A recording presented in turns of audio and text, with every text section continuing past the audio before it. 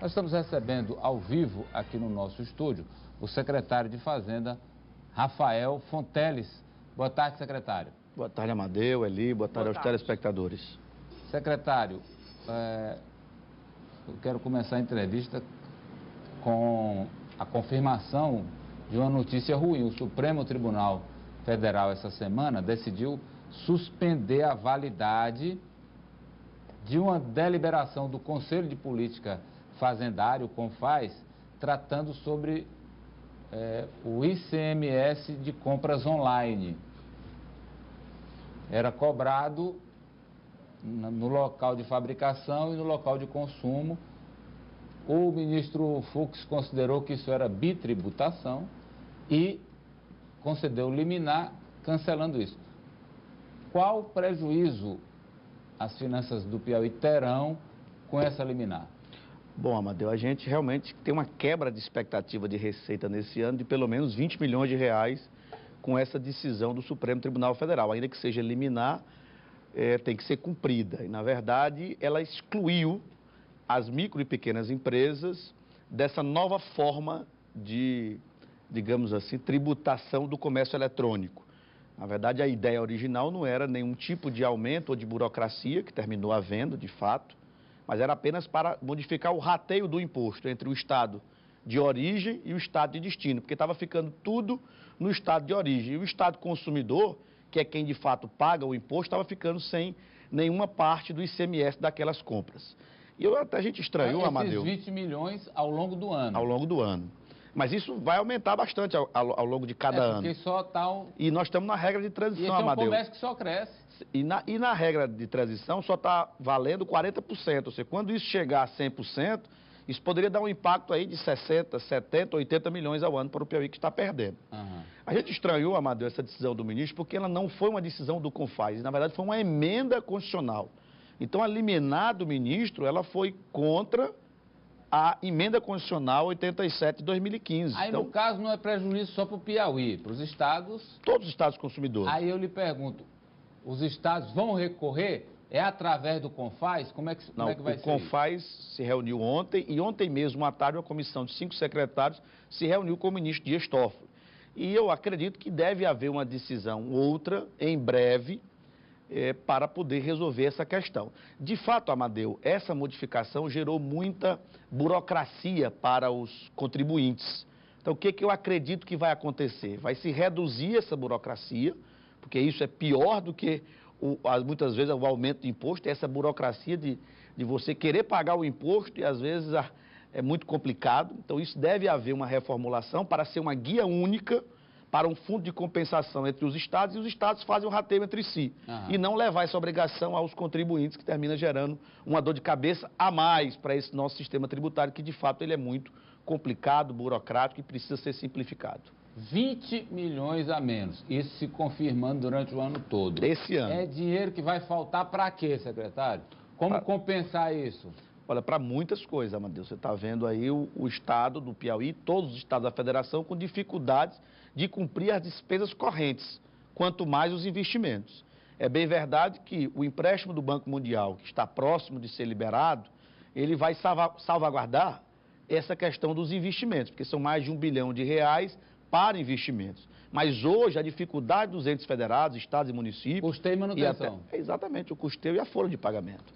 É esse o desafio, não é, que a gente mais esse ano vai ter que suportar, e esperamos a união de todos para que a gente atravesse esse período com menos lesões possíveis.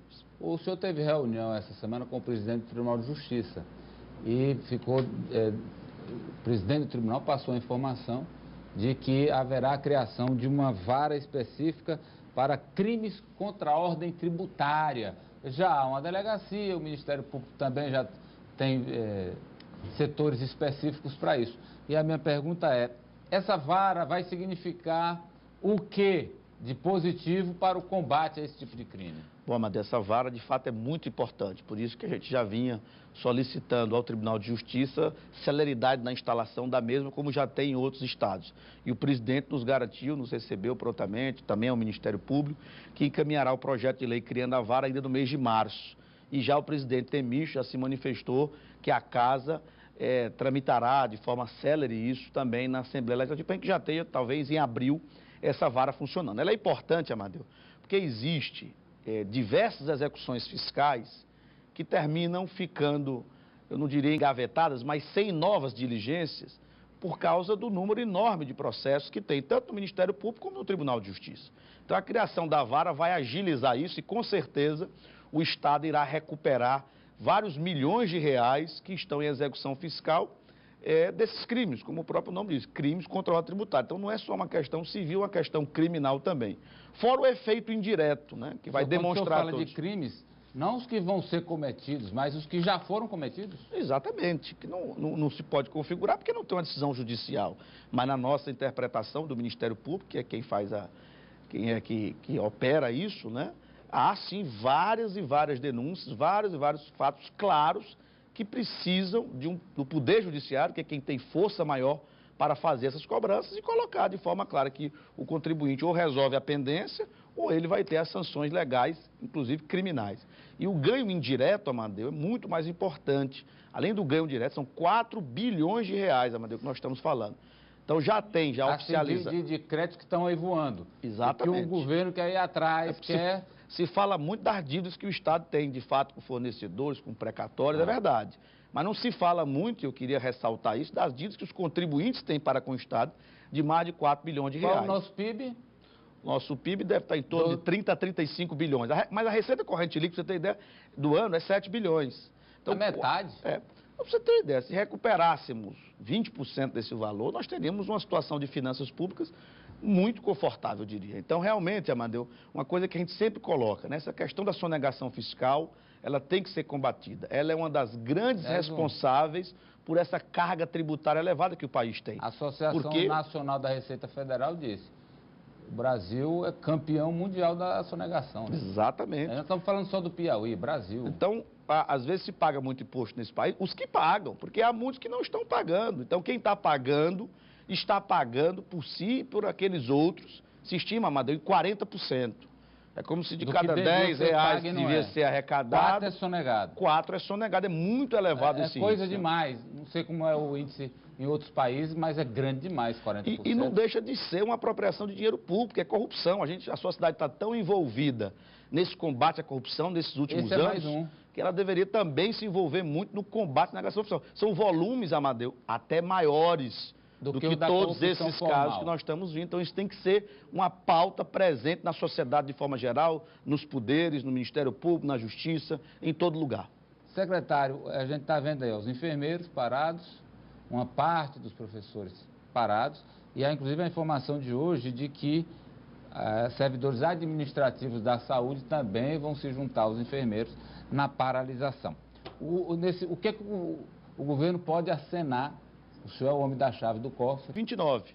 Então, ninguém passou dessa geração por um momento econômico tão difícil. Portanto, nós temos limitações. Então, esse governo, o governador Wellington Dias, tem procurado dialogar ao máximo, fazer a proposta no limite do possível, como foi o caso dos professores. Por isso que é melhor a gente ser prudente, fazer propostas que podemos cumprir, do que estar fazendo uma média, querendo colocar que vai ser possível e daqui a pouco estar atrasando salário, o que seria o maior desastre para todas as categorias e para a sociedade em geral.